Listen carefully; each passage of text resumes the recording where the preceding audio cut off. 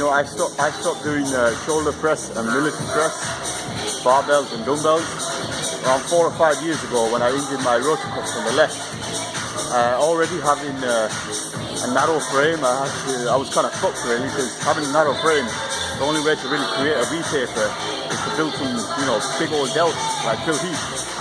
So taking out shoulder presses and dumbbell presses, it really kind of fucked me over. You know, kind of cursed to be narrow.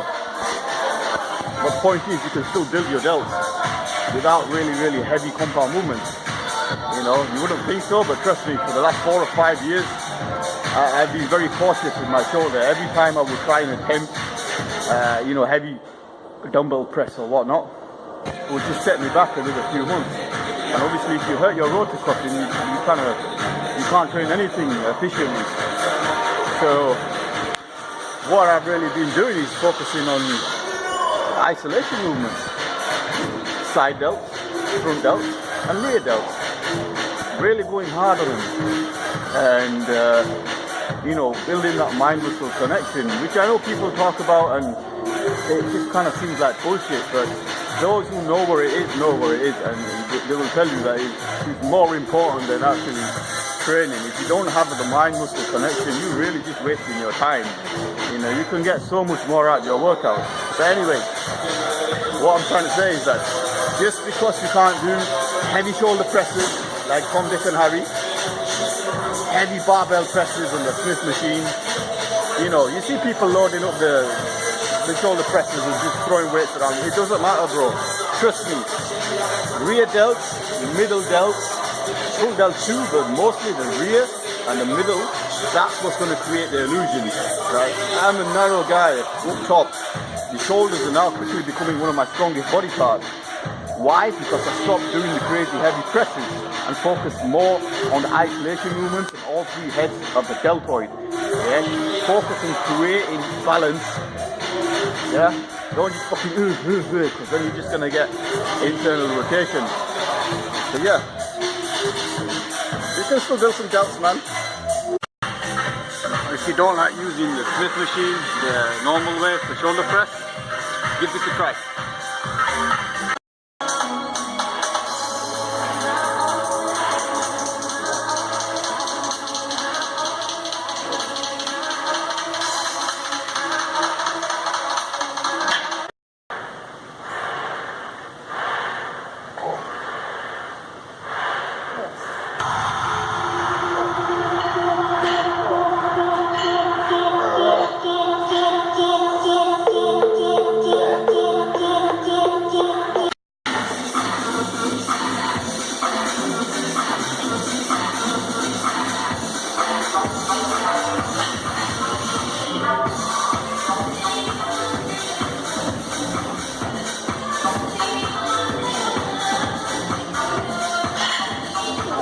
I talk too fast sometimes.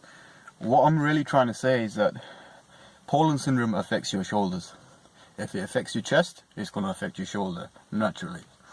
Your shoulder is already under a lot of stress. Adding more stress by doing compound movements, straight up dumbbell press, barbell press, any upwards press, it is going to create more problems for your shoulder. It's just a matter of time before you tweak something or you injure yourself. Now this happened to me about 4 or 5 years ago. I injured my shoulder. I hurt my rotator cuff from doing, you know, the bro lifts, and till this day it's still not right, because the rotator cuff isn't the same as my good shoulder. The shoulder is a lot weaker. It's not put together the same way. It's not put together the way a shoulder is supposed to be put together. So naturally from birth it's always been weaker, so adding weight train to that has kind of messed it up. I can still feel pain when I do a dumbbell press straight up, so I haven't done them. I stopped doing them altogether 4 or 5 years ago, maybe even a little bit longer. Bench press I can do fine, but in that time my shoulders have grown considerably. I mentioned that I have a narrow frame, so from the get-go I've always had that triangular kind of frame, you know, narrow clavicles, not very wide up top.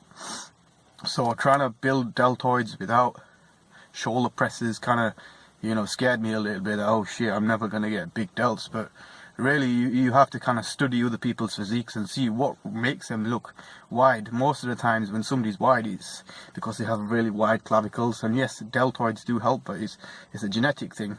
But even still, if you look at someone's physique and you look at the deltoid, it's really the middle delt and the rear delt that create that illusion.